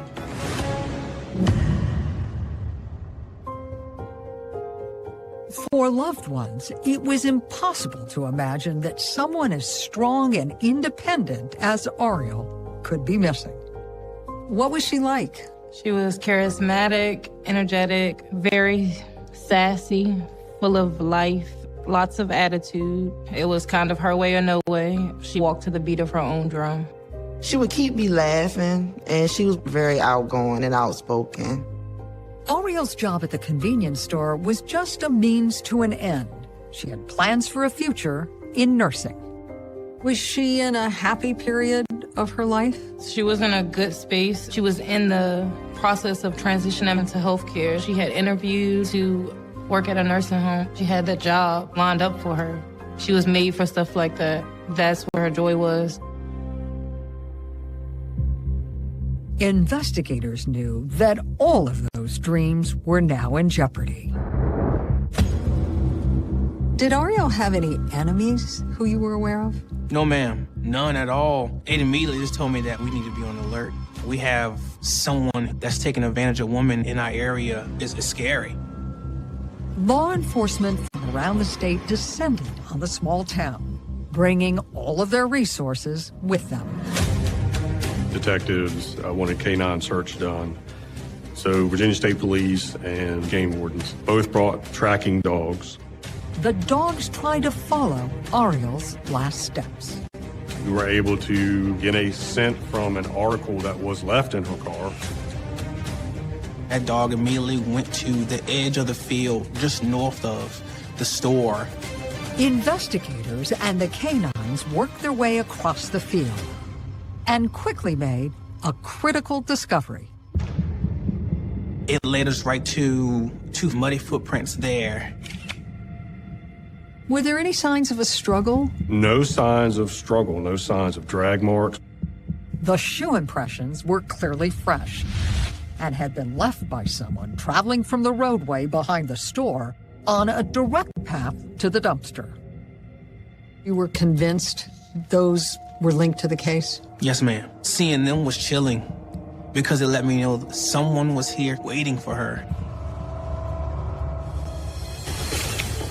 Those shoe impressions look like they would be the only ones police found in the otherwise hardened dirt. But the canine team continued to track Ariel's scent. The dog took us to approximately 75 yards from those two footprints to another set of footprints on the edge of the ditch. The ditch near the road was where the dogs lost track of Ariel's scent. Did that suggest to you that whoever abducted Ariel might have left a car there? It did. We saw some tire tracks there. When you stood in that area where you believe the abductor had parked his vehicle, could you see the store? Yes, ma'am. And how far away would you say that was? Maybe 80 yards, so very much in view. It was obvious that someone was here waiting for the perfect moment to abduct her. A disturbing picture was quickly coming into focus. What do you think happened when Ariel approached the dumpster? He made his way from his vehicle to the dumpster and took her by force to his vehicle. She definitely got in a vehicle. Very alarming. The evidence left police convinced that Ariel Smith hadn't simply disappeared. She was abducted. And with each second that passed, her life was in greater danger. We were already way behind the clock on this. Did you acutely feel a race against time? Very much so. It was overwhelming. I felt that weight on my shoulders. If we move fast enough, we may be able to actually save her.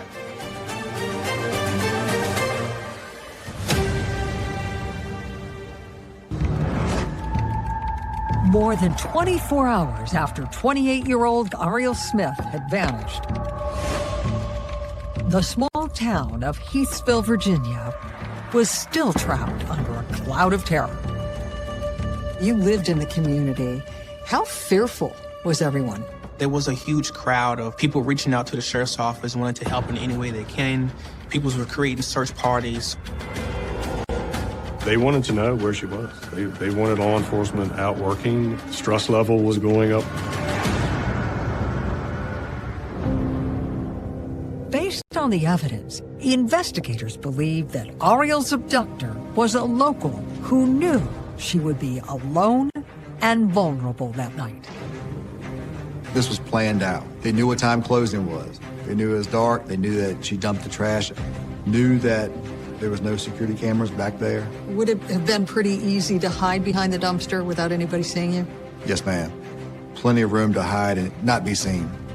But so far, identifying a potential suspect had been challenging. Where did the investigation go from there? We spun tires for the first 24 hours. Just trying to run down whoever we could.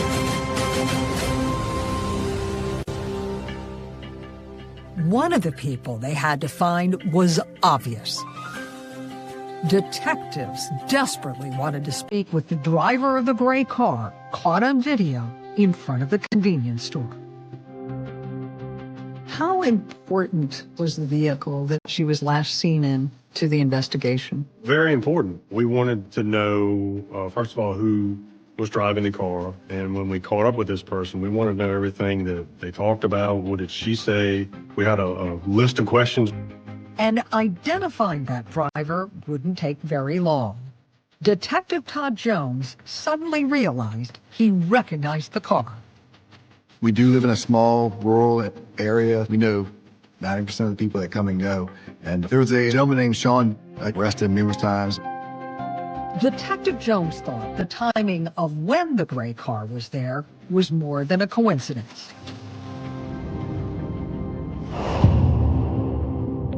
You see this man drive away. Did you suspect that he came back and possibly had abducted her out of view of the surveillance cameras? I did. And that's why I immediately called him and had him come into the office for me to interview him. Why did he say he visited Ariel that night? He just told me they were friends and they hung out from time to time. And he just stopped by, got a beer, and was just hanging out in the car. Where did he say he went after the gas station? He went to visit a friend, and then he went home. Detective Jones had interviewed Sean numerous times, and he had a good feel for when the young man was lying and when he was telling the truth. Did you believe him? I did. He was genuine and came across in a truthful manner. But on a case this important, Investigators couldn't rely on just gut instincts. They executed a search warrant on Sean's phone, and his GPS data backed up his story.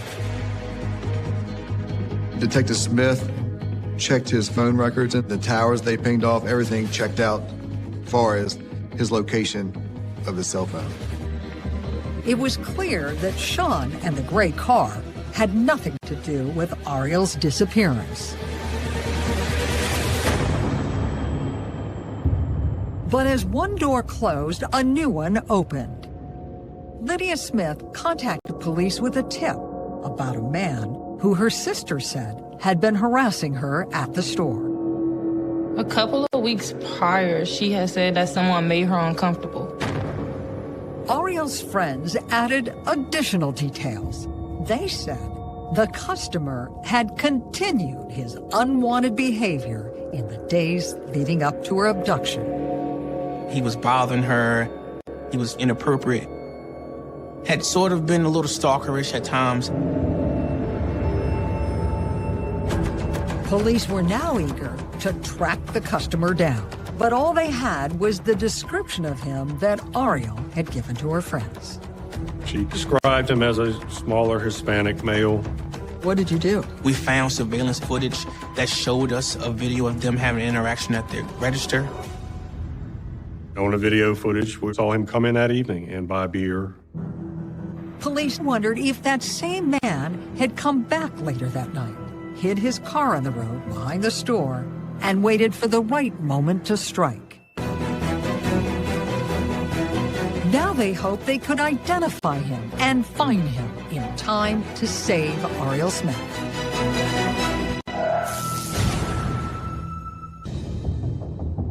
Investigators trying to find Ariel Smith had identified a potential suspect in her abduction. A man, she said, who had been stalking her at work. Police discovered surveillance video of him in the store, but they had no idea who he was. So we released photographs of him and the vehicle he was driving on social media to try to get some input. Several people recognized the man and gave detectives a variety of leads on where he might be.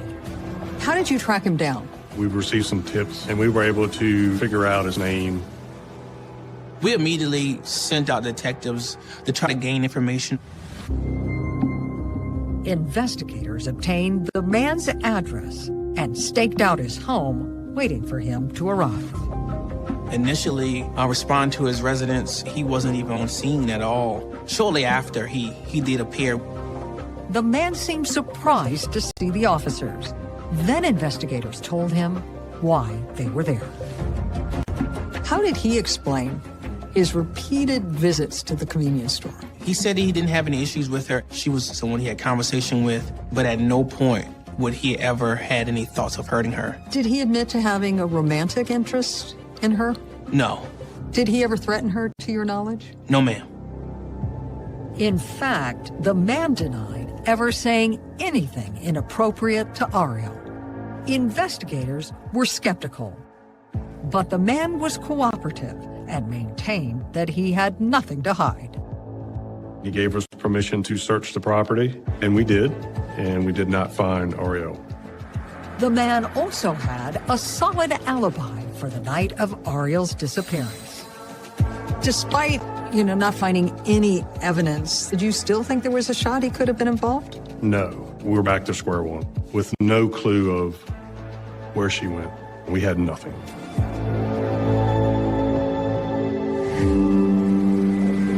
Still, the confusion made the next step in the investigation clear. Sheriff Beecham knew it was time to call in the FBI. And Special Agent Andrew Manson was the man he reached out to. How did the FBI first get involved in this case? This is exactly how law enforcement in this country should work. When they need help, they reach out. He said, hey, we have a missing person. We think she was abducted. I got in the car, started driving down there, and on the way down there, I started talking to my bosses about the resources I need. Within hours, a crack team of experts were in Heathsville, and hard at work on the case. At that point, we really started moving into overdrive. We had profilers from our behavioral analysis unit, cell phone folks, people that do videos, crisis management, SWAT people, evidence people, a U.S. attorney in case we needed to get a search warrant.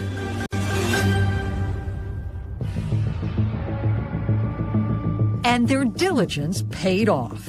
The FBI immediately received data from Heathville's lone cell phone tower through a process known as a tower dump.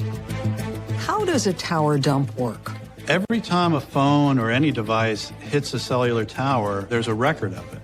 And you'll know that a particular device hit a sector from this direction at this particular time. The records allowed law enforcement to establish the location of every cell phone close to the convenience store during the window of time leading up to Ariel's abduction.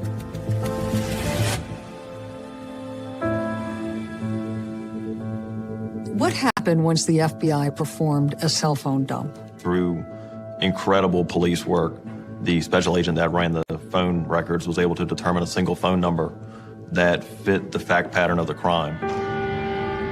A single phone that was in the area before, during, and just after Ariel disappeared. They found one cell phone number that came in the area of the store right before she closed and left within minutes after her leaving the camera view.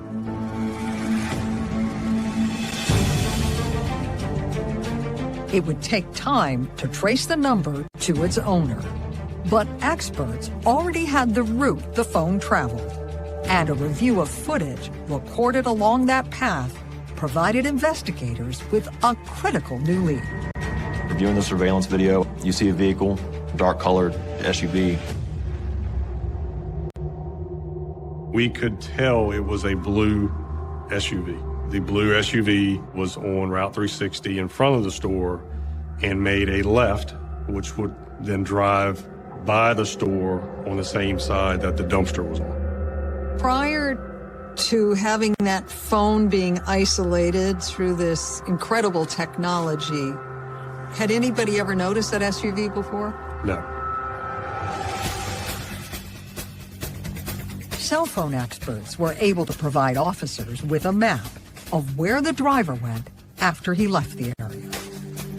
We sent Detective Parker and an FBI special agent to go to where the phone stopped, and they found a dark-colored Dodge Durango parked in the driveway.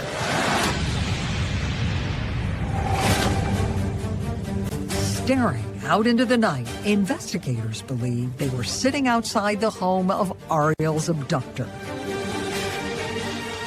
And they prepared for the dangerous task ahead of them, confronting a man who may be holding the young woman captive inside.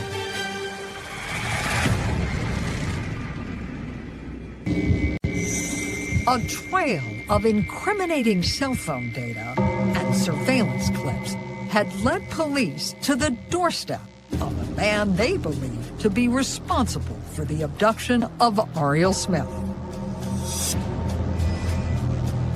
Each piece of evidence had fallen into place, transforming a jumbled puzzle into a single, unmistakable image. Who did the cell phone evidence point to as a suspect? Tyrone Samuel. It was a name and rap sheet that Sheriff Beecham knew all too well. Why was he familiar to you? I remember him being arrested multiple times. I remember his face clear as day. Did your heart sink because you knew he was capable of violence? Yes, but this was the biggest break we were going to have in this case. This was what we were waiting for. The moment the search warrants on Samuel's home and vehicle were issued, law enforcement sprang into action. We contacted the Virginia State Police and requested their tactical team. And we hit the house. The team handcuffed their suspect and launched a desperate search for Ariel. Samuel was arrested, but Ariel wasn't there. Was there any evidence of a crime having been committed in the house? Yes. One of the detectives on the scene noticed a red-brown stain on a wall and a carpet. I was able to take a sample of that stain, submit a test, and found that it was human blood. Ultimately, could you link that blood to Ariel? Yes, ma'am. It was linked to Ariel Smith. The blood evidence was a crushing blow for everyone on the case. What was discovered indicated she might already be dead. We were all still holding out hope that we would find her in there. And then when you don't find her, your stomach kind of goes into your throat, and then when you see blood on the wall, it kind of drops out the bottom. Were any of Ariel's personal belongings found in the home? There was evidence we collected. We found a brassiere. There was a gold cross that looked like it had been on a necklace, but none that we were able to forensically trace back to her.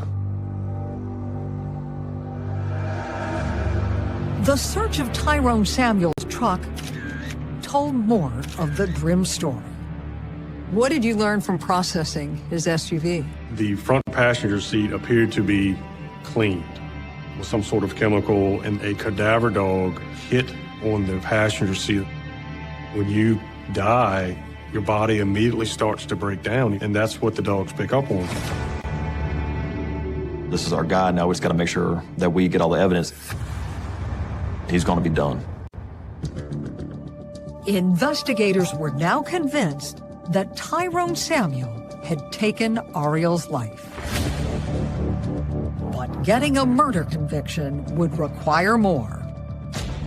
Detective Michael Parker, Ariel's friend, hoped that he could get those details out of Samuel in the interrogation room. What was your strategy going into your interview with Tyrone? This was such a big case. I was actually shocked that they asked me to conduct it. I was a little nervous. At the moment, I did not have a plan at all. But as soon as he entered the room, Detective Parker began picking up clues to use against Samuel. What was the first thing you noticed when he sat down for the interview? Just right off the jump, he had severe scratches. Asked him, did he have any more injuries? Police instructed the prime suspect to remove the blanket he was wrapped in and saw unmistakable bite marks all over his body.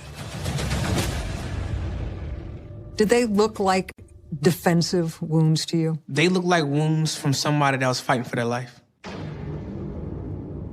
How did he explain those away? His story was he was riding a go-kart and he had a minor accident where he ran into a tree. I told him, there's no way that those kind of injuries can come from a go-kart. Find another story to give us because that's not going to work for us at all. But the hardened criminal stuck to his story. Does that look like a bite mark? Yeah, that's not a bite mark. It is a bite mark. She was fighting. Was she fighting for her life? Did she lose her life? Nothing happened. Samuel did admit he knew Ariel, had a talk with her at a party just a few weeks before she was abducted. But police had evidence that proved he had seen the young woman more recently than that. What was his reaction when you confronted him with the fact that his cell phone movement showed you exactly where he was the night she was abducted? That it was this vehicle trouble and that he was on the side of the road waiting for his car to cool down from being overheated. And that was how he tried to explain his movements that night? Yes. I had to keep myself composed. It was hard, knowing that he was lying and he didn't care at all. It was heartbreaking. What was it like to sit across from him knowing that he was the one responsible for Ariel's death? Tough. But again, I had made a promise to the community and the family as well to finish the job. And Detective Parker wasn't alone. Every member of the team was just as determined to bring Ariel home. Based on the phone records, I pulled up a mapping system and created 6 areas that we suspected she might be. I called every local law enforcement agency and said, if you have people available, we need them. We need boots on the ground. And on January 18th, 2022, 10 days after Ariel's disappearance, their massive effort paid off in the worst way possible.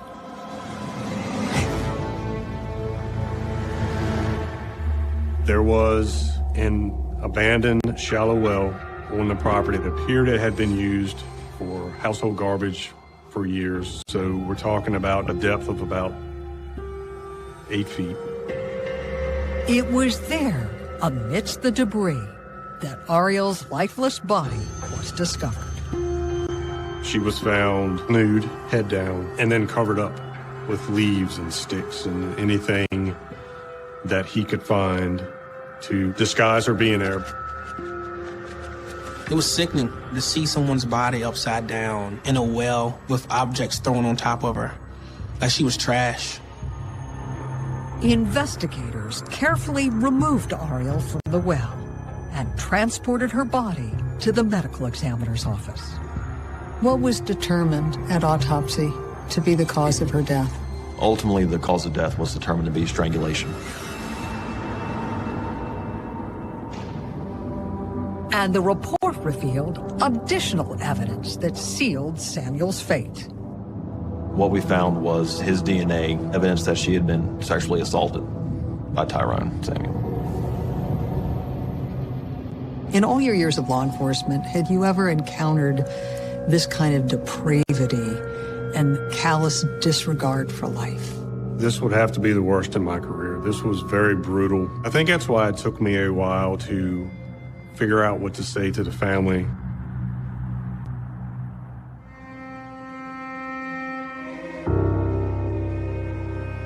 Lydia Smith can still remember the incredible swing of emotion she felt when she was called to the sheriff's office.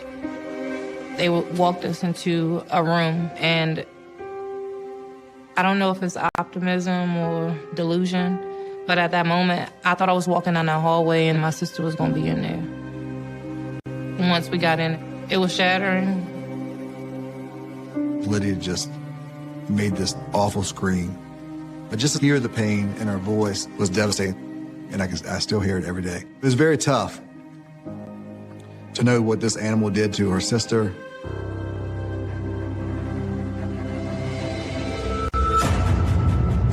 In November of 2023, Tyrone Samuel pled guilty to abduction by force and first-degree murder.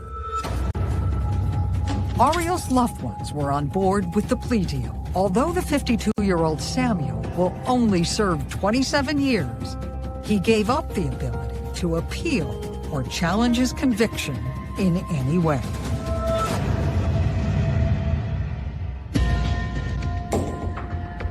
Was there any evidence that he targeted Ariel, or was this a crime of opportunity? Seeing the surveillance video of him, we know that he left his house, drove by the gas station where he lay in wait. That's premeditated. He had a plan. Some believe the short meeting Ariel had had with Samuel at that New Year's Eve party triggered the attack. A lot of those guys, they have an issue with power. Knowing her, I'm pretty sure turned him down, put him in his place, and he didn't like that. Do you believe an obsession grew out of that one encounter? Yes, ma'am. A deadly obsession that ultimately scarred a tight-knit community. What kind of toll did this case take on you? I shed a lot of tears. There was a lot of nights waking up out of my sleep from seeing her body being pulled out of that well. It changed my life dramatically.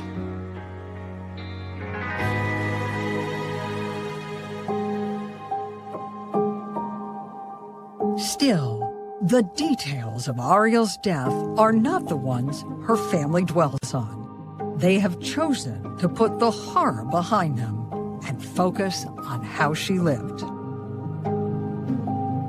It's a beautiful picture of her on your short. Thank you.